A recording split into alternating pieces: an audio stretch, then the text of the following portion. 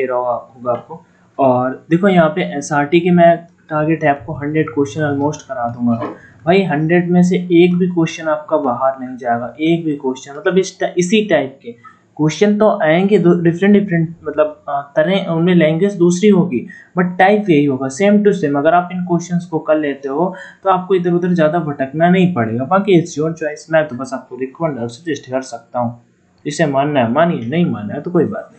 Indian air force phase second exam पे आपका running clear करने के बाद फर्स्ट टास्क होगा आपका एसआरटी टेस्ट, जिसे आप बोलते हैं सिचुएशन रिएक्शन टेस्ट। तो चलो हम उसकी तैयारी यहाँ पे कर रहे हैं। तो when you see a blind man trying to cross the road, आप क्या करोगे? जब एक अंधा आदमी सड़क को पार करने की कोशिश कर रहा है तो आप यहाँ पे आपको बी नंबर आंसर नीचे दिखाई दे रहा होगा, इसके चक्कर में मत पड़िएगा, आप अपने अकॉर्डिंग आंसर दीजिए। Ask someone to help him, उसकी मदद करने के लिए किसी से पूछोगे कि मैं इसकी मदद करूं कि नहीं, फर्स्ट नंबर। सेकेंड है गो एंड हेल्प हिम, जाओगे और उसकी मदद करोगे। सेकेंड, उसे सड़क पार होने की प्रतीक्षा करोगे, wait till her cross the road, ये मत करिएगा कभी भी, ठीक है, कि वो पार कर जाए, आप देख रहे हो खड़े, इग्नोर एंड मूव इन। बहुत ऐसे भी कर देते हैं, बहुत लोग ऐसे कर देते हैं, लेकिन इतना भी आपको नेगेटिव नहीं होना। Definitely you should go with option number B. और एक बात और बताता हूँ, मैं पीडीएफ तो आपको प्रोवाइड करवा रहा हूँ, एक जीडी का मैं कुछ प्लान कर रहा हूँ, पीडीएफ टाइप एक नई पीडीएफ बना रहा हूँ आप सभी के लिए, ठीक है। मैं एग्जाम एक दो दिन मुझे पता है कि बन गई है ऑलरेडी, कल शायद मैं आपको वीडियोस दूंगा उसके, ठीक है, टेंशन ना लीजिए। तैयारी जैसे भी कर रहे हैं वैसे ही करते रहिए धीरे धीरे। नेक्स्ट, तो ये क्वेश्चन हो गया, तो इसका 34 का बी ही मुझे परफेक्ट है, आपने भी आई थिंक बी ही किया होगा। नेक्स्ट यहाँ पे क्वेश्चन है, देखिए, you have 4 options of job you would, आपके पास नौकरी करने के 4 ऑप्शन है, ठीक है, तो आप क्या करोगे यहाँ पे? चूज द हायर सैलरी, उच्च वेतन वाली जॉब को चुन लोगे। Choose the job where you can utilize your skills, ऐसी नौकरी चुनोगे जहाँ पे आप अपना कौशल शो कर सको, अपना टैलेंट शो कर सको। Third, choose the one which gives you chance to go abroad, ऐसी चूज करोगे जो आपको विदेश जाने का अवसर प्रदान करे। D, choose the place where work is very easy, जहाँ पे, अब देखो, अब ये आपको पर्सनल आपके अकॉर्डिंग डी नंबर, अब यहाँ पे मुझे कोई भी इसमें ऑप्शन गलत नहीं लगता, रियली बताऊं, कोई भी ऑप्शन गलत नहीं लगता। अब अपने से बहुत ऐसे होंगे जो चाहेंगे कि भाई मेरा लद्दाख पोस्टिंग हो जाए, क्योंकि वहाँ पे सैलरी ज्यादा होता है। अब कानपुर में पोस्टिंग होगा तो सैलरी यहाँ पे 30,000 होगा, लद्दाख पोस्टिंग होगा तो 45,000 होगा। ओवरऑल मोटिव है रुपए कमाना, तो यहाँ पे क्या है, तो ये वाली हो जाएगी पॉइंट फर्स्ट। सेकेंड नंबर, आपको ऐसा लगता है कि मान लो जैसे कि आप जैसे टेक्निकल में ना जाके किसी दूसरे डिपार्टमेंट में जाना चाहते हो, तो आपको लगता है कि मैं इस ग्रुप में जाके अच्छा परफॉर्म कर सकता हूँ और मेरे वहाँ पे प्रमोशन की भी चांसेस बन जाएंगे, तो आप अपने अकॉर्डिंग इनमें से कोई भी आंसर कर सकते हो, ठीक है। तो मैं मान लो ऑप्शन नंबर बी लगा देता हूँ। ए भी राइट है, सी भी राइट है, कि भाई बहुत ऐसे होंगे जिनका बचपन से फॉरेन जाने का सपना होगा, तो भाई वो सिंपल सी बात ऐसी जॉब चूज करेंगे जिनमें उनको बाहर जाने का मौका मिले, ठीक है। और डी नंबर बहुत ऐसे कि भाई सैलरी भी ठीक ठाक हो और काम भी ज्यादा डिफिकल्ट ना हो, बट डी वाला थोड़ा सा निगेटिव लग रहा है कि आसान काम करेंगे, आप डिफेंस में जा रहे हो आसान काम करेंगे, तो थोड़ा सा सूट नहीं करते। यहाँ पे कौन सा आंसर दे रखा है? बी नंबर, वही वाला कि काम वाला। अगला क्वेश्चन 36 क्वेश्चन है, your boss has given you some urgent assignment at the end hour, what would you do? तुम्हारे मालिक ने आपको अंत के समय में कोई जरूरी काम दिया है, तुम क्या करोगे? अंत का समय मान लो शाम को जैसे 6 बजे आप लीव से मतलब घर से जाते हो, मतलब मान लो रनिंग करके जाते हो, ठीक है, रनिंग करके घर जाते हो, मैं एक एग्जांपल आपको देता हूँ। अचानक से आपको कोई बोल देता है कि भाई मेरे साथ वहां तक चले चलो, एक जरूरी काम है, तो आप क्या करोगे? और वो मतलब आपसे सीनियर है, ठीक है, आपके अंकल है, बोलते हैं ये करो, तो वैसे ही यहाँ पे आपका बॉस बोल रहा है, बॉस लाइक मालिक है उस समय आपका वो, तो आप क्या करोगे? आपका मान लो लास्ट 1 आवर बचा है, काम थोड़ा सा ज्यादा है, try to finish the job as per its recruitment, अपनी भर्ती के अनुसार नौकरी खत्म करने का मतलब, हिंदी वाला इग्नोर मारो, ये वाला पढ़ो, ठीक है। काम को मतलब जितना कर सकते हो उतना करने की कोशिश करोगे। Tell him that you would do it next day, उनसे बोल दोगे कि सर हम नेक्स्ट डे करेंगे, बार कुछ नहीं। Request one of your college to help you, मतलब कलीग, सॉरी, अपने साथियों से बोलोगे, कलीग से बोलोगे, साथी होंगे, सहपाठी होंगे, उनसे बोलोगे कि भाई मेरी मदद कर दो इस काम में। अगला, none of the above, none of the above कुछ होता नहीं है यहाँ पे, मुझे लगता है सी नंबर भी बेस्ट हो सकता है आपके लिए, या फिर आप बी भी कर सकते हो, सर काम ज्यादा है हम कल कर देंगे, लेकिन यहाँ पे अर्जेंट काम दिया है, तो इस वजह से बी भी नहीं करोगे, सी परफेक्ट होगा आपका, सी आंसर आपका परफेक्ट होगा और सी ही आपको लगाना होगा। नेक्स्ट क्वेश्चन क्यों यहाँ पे बढ़ते हैं, यहाँ पे ए दे रखा है, क्या है? Try to finish the job as per its recruitment, अपनी भर्ती के अनुसार नौकरी, मतलब जल्दी से जल्दी उस काम को कर सकने की पूरी कोशिश करोगे। कोई काम दे रहा है अर्जेंट, तो ए सी में कोई भी लगा सकते हो। मैंने मान लो सी लगा दिया कि अपने साथियों को बोलो कि भाई इसे मदद करा दो, इसे खत्म कराना है, अभी लास्ट 1 घंटा बचा हुआ है, ठीक है। लेकिन आपको सर ने काम दिया तो ए ही परफेक्ट होगा, ए ही परफेक्ट होगा। ए लगा सकते हो लेकिन सी गलत नहीं है, सी भी कुछ लोग लगाएंगे, वो भी ठीक है। चलो, you are a social worker, 37 number, you are a social worker on visiting an orphanage, ठीक है, अनाथालय इसका मतलब होता है। There is one child who is not ready to let you go away, मतलब आप एक सोशल वर्कर हैं और आप एक अनाथालय जाते हैं, वहाँ पे एक बच्चा है जो चाहता है कि आप वहाँ से ना जाए, आप क्या करेंगे? सामाजिक कार्यकर्ता एक अनाथालय का दौरा करने पर एक बच्चा आपको जाने देने के लिए तैयार नहीं है, ठीक है। You ignore the child because you have other kids to attend, आप उस बच्चे को लाइक इग्नोर कर देंगे और अब क्योंकि आपके सामने और भी बच्चे हैं जिनसे मिलना है या फिर और भी दूसरे ऑर्फनेज है जहाँ पे आपको जाना है, ये A number. You live with no concern, आप कोई चिंता के साथ रहते हैं, आपको कोई उसकी कोई चिंता नहीं है, आप उसे वहाँ पे लीव कर देंगे, हटाओ। You decided to visit him every Sunday, आप उससे लाइक बात करेंगे कि हाँ हम एवरी संडे आपको आएंगे यहाँ पे आपसे मिलेंगे, ठीक है। थोड़ा सा आप उसका मोटिव भी पीछे का समझना होता है अगर शॉर्ट में लिखा है। आगे, you talk to him you talk to the authorities and arrange for parents who can adopt him, मतलब तो ऐसे तो सभी की बात कर सकते हो कि सभी के अथॉरिटीज से बात करो कि इनके पेरेंट्स को ढूंढो और जो इन्हें अडॉप्ट कर सके, तो डी नंबर।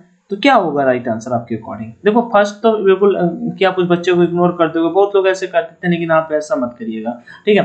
आप उस पर कोई मतलब ध्यान ही नहीं दोगे तो ये भी मत करो। अब सी डी में कोई भी एक आंसर क्लिक कर सकते हो, सी डी में कोई भी एक आंसर क्लिक कर सकते हो। मेरे अकॉर्डिंग तो आपको आंसर यहाँ पे लगाना चाहिए कौन सा, कि आप उससे बोलो कि हम हर एक संडे को आएंगे। अब वो जाने नहीं दे रहा, करंट की अगर बात हो रही है उस समय पे, अगर करंट की बात हो रही है उस समय पे, तो फिर आपके पास क्या सिचुएशन है, तो एडॉप्ट वाला कर सकते हो। लेकिन सी ऑप्शन परफेक्ट है, सी ऑप्शन यहाँ पे परफेक्ट है। देखते हैं यहाँ पे डी इन्होंने लगा रखा है। आप अधिकारियों से बात करते हो, उनके माता पिता की व्यवस्था करते हो जो उन्हें गोद ले सके। अगला क्वेश्चन है, the organization which you have been serving has suddenly lost ground and is in danger of collapsing. When you came to know the facts, your first reaction is आप जिस संस्था में काम कर रहे थे उसने एकाएक खोया और टूट जाने का खतरा पैदा हो गया, ठीक है। देखो यहाँ पे मैं आपको समझा देता हूँ। मतलब कहीं पे जॉब कर रहे थे, अचानक से आपको लगा कि अब ये टूटने वाली है या फिर इसका नुकसान होने वाला है, मान लो कहीं पे कुछ भी था, शेयर्स है इनके गिरने वाले हैं, अचानक से आपको पता हो गया। आप अचानक से फैक्ट जानते हो इसके पीछे का रीजन क्या है, तो आपका जो पहला रिएक्शन होगा वो आपका रिएक्शन क्या होगा? To leave it and join some other organisation, आप उसे छोड़ दोगे और दूसरे ऑर्गेनाइजेशन को ज्वाइन कर लोगे, ये बात नहीं हुई। आपके ऊपर खतरा है और आप मतलब आपकी टीम है, जैसे आपकी टीम है और दूसरी टीम जीत रही है और आपको मौका है कि आप दूसरी टीम में चले जाओ, ठीक है, आप अच्छा परफॉर्म कर रहे हो, तो ये वाली तो बात बिल्कुल गलत हो गया। ऐसा तो बचपन से मूवीज में देखते आ रहे होगे, तो ये वाला बात गलत हो गया। To find out the reason and to do your best to stem the rot, अपना मतलब उसका रीजन फाइंड आउट करोगे और अपना भरसक प्रयास करोगे उसे रोकने के लिए, ये हो गया। यही पर सही लगता है कि मतलब खुद अगर रोक सकते हो। आगे, to do as the other concern purpose doing, अन्य संबंध कार्यों के रूप में कार्य करना। टू रिमेन इंडिफरेंट, चित्त भंग होना, मतलब कुछ नहीं करना, तो ये बात पे डी नंबर गलत हो गया, ठीक है। इसका बी नंबर, इसका आंसर देखते हैं कौन सा राइट है। बी नंबर बिल्कुल राइट हो जाएगा कि उसे मतलब फुल ट्राई करोगे इसे कैसे सॉल्व किया जाए, फाइंड आउट किया जाए रीजन और इसे सॉल्व किया जाए। अगला क्वेश्चन यहाँ पे 39 नंबर है। One of your acquaintance चिर परिचित होता है has made a phone call from your shop. He does not bother to pay for it. Will you? आपके परिचितों में से एक ने आपकी दुकान से फोन किया और इसके लिए भुगतान, देखो हुआ कि आपका चिर परिचित था, आपने एक दुकान खोल रखी थी, फोन वो टिंग टिंग टिंग जो बोला करता है। अब उस फोन में हुआ क्या कि जैसे ही बोला करता है तो उसमें हुआ क्या कि आया एक दोस्त ही मान लो आपका आया और भाई उसने रुपए नहीं दिए और बोला अरे बात की उसने और फिर चला गया और फिर रुपए नहीं थे, तो आप क्या करोगे? उसे भुगतान करने के लिए कहोगे आस्क हिम टू पे, बिल्कुल सही है, नॉट माइंड, कुछ कोई बात नहीं ऐसा बोलोगे। Just curse him and let it go that, अरे उसे आप साफ दोगे कि अरे भाई नेक्स्ट टाइम से यार ये ना ये दुकान नुकसान कर देता है, ऐसा वैसा करोगे। Let him not to make a call from your shop again, उसे दोबारा से अपने कॉल से शॉप नहीं करने दोगे, बिल्कुल सही बात है। डी नंबर बिल्कुल मुझे सही लग रहा है भाई, रुपए दो यार, फ्री में तो होता नहीं, हम भी इसके लिए रुपए पे करते हैं। बहुत लोग ऐसा करते हैं कि उससे रुपए मांगेंगे तुरंत, सही बात है, सबसे पहले तो आप रुपए ही मांगोगे, लेकिन आप जब वो रुपए ही नहीं देता है तो सिंपल सी बात है कि अगली बार से हम इसे कॉल करने का मौका ही नहीं देंगे, ये वाला तो हटा दो।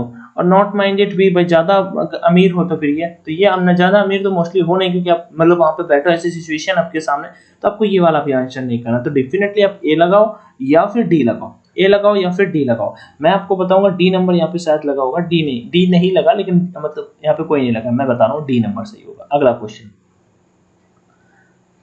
हाँ, suppose your heart is set on seeing a particular movie but your friend decide to see another. मान लो आपका कोई दिल था किसी एक मूवी को देखने के लिए, और एक आपका दोस्त है, लेकिन आपका दोस्त है डिसाइड टू सी दूसरी मूवी देखने का उसका मन कर रहा है, it's returns out to be hearted debit.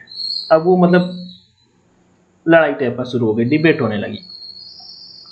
मान लीजिए कि आपका दिल किसी विशेष फिल्म को देखने पर सेट है, लेकिन आपका दोस्त दूसरे को देखने का फैसला करता है, या एक फटा हुआ बहस होने के लिए देता है, मतलब एक बहस स्टार्ट हो जाती है, भाई तुम ये मूवी देखोगे, मैं मतलब बहन भाई वाला मान लो, ठीक है, आप बोल रहे हो कि मैं अक्षय कुमार की मूवी रक्षाबंधन देखूंगा, और कोई बोल रहा है कि मैं आमिर खान की मूवी लाल सिंह चड्ढा देखूंगा। तो इन दोनों मूवीज को लेकर बहन भाई में आपस में भिड़ंत हो गई कि नहीं भाई मैं ये मूवी देखूंगी, मैं ये मूवी देखूंगी, तो शुरू हो गया। तो इस तरह वाला सीन है। तो आप क्या करोगे, remained them that you had in the first suggested something better. उन्हें याद दिलाएं कि आपने पहले उदाहरण में कुछ बेहतर सुझाव, उन्हें बोलोगे कि भाई ये वाली मूवी ज्यादा बेहतर है ये वाली मूवी के कंपैरिजन में, ठीक है, ट्रेलर देख लो ऐसे।